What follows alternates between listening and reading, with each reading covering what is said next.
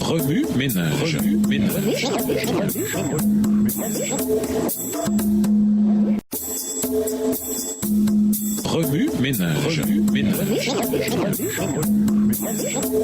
Bienvenue à votre émission Remue ménage. Nous voilà à la leçon de mardi. Présenter la parole de Dieu. Lisons Actes 6 et versets 1 à 7. Actes 6 et versets 1 à 7. À cette époque-là, comme le nombre des disciples ne cessait d'augmenter, des tensions surgirent entre les disciples juifs de culture grecque et ceux qui étaient nés en Palestine. Les premiers se plaignaient de ce que leurs veuves étaient défavorisées lors des distributions quotidiennes. Alors les 12 apôtres réunirent l'ensemble des disciples leur dirent : il ne serait pas légitime que nous arrêtions de proclamer la parole de Dieu pour nous occuper des distributions. C'est pourquoi, frères, choisissez parmi vous 7 hommes réputés dignes de confiance, remplis du Saint-Esprit et de sagesse. Nous les chargerons de ce travail. Cela nous permettra de nous consacrer à la prière et au service de l'enseignement. Cette proposition convint à tous les disciples. Ils élurent Étienne, un homme plein de foi et d'Esprit Saint, ainsi que Philippe, Procor, Nicanor, Timon, Parménas et Nicolas, un païen originaire d'Antioche qui s'était converti au judaïsme. Ils les présentèrent aux apôtres qui prièrent pour eux et leur imposèrent les mains. La parole de Dieu se répandait toujours plus. Le nombre des disciples s'accroissait beaucoup à Jérusalem,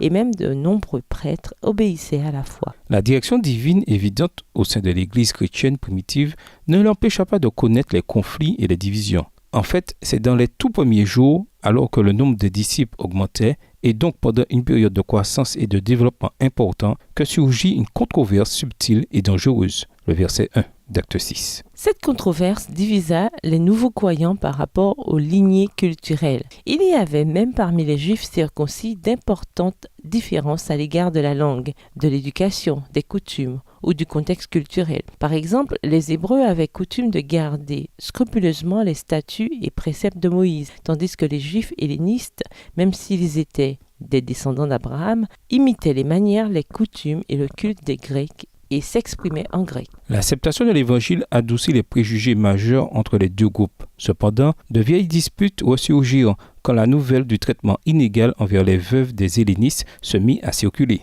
En prenant connaissance de la plainte, les dirigeants de l'Église furent en but à 2 dangers principaux. Premièrement, ignorer le problème, ce qui renforcerait les tensions culturelles et affaiblirait l'unité. Ou deuxièmement, reporter l'attention et la mission de l'Église sur la satisfaction des besoins matériels plutôt que spirituels de ses membres. La réponse des 12 apôtres, les versets 2 à 4 dans la version Louis II, d'Acte 6, illustre la façon dont Dieu accorde la sagesse pour résoudre les conflits parmi les croyants. Premièrement, les 12 soulignèrent que la propagation de la parole de Dieu était leur principale priorité et que le service aux tables ne devait pas les distraire de leur mission. Trapeza, le mot grec pour table, est utilisé pour décrire des surfaces où l'on servait la nourriture, où l'on comptait l'argent et le distribuait. Par conséquent, en déclarant qu'il n'était pas convenable de cesser de prêcher la parole de Dieu pour servir aux tables, les dirigeants de l'Église réaffirmaient que leur attention ne devait pas être détournée de la prédication du message de la vie éternelle pour satisfaire les besoins matériels de la congrégation.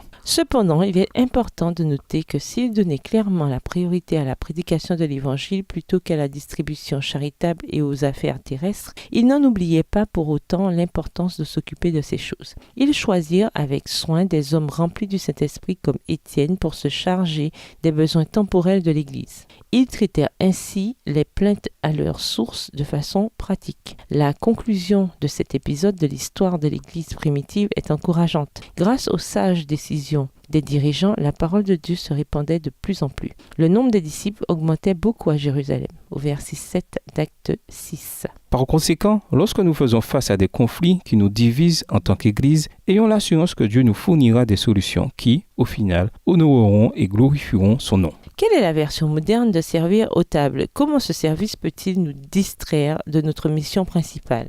Quelle est la clé pour maintenir l'unité de notre Église lorsqu'on vient de contextes sociaux, économiques, culturels et ethniques aussi divers ? Au revoir. Et à demain si Dieu veut.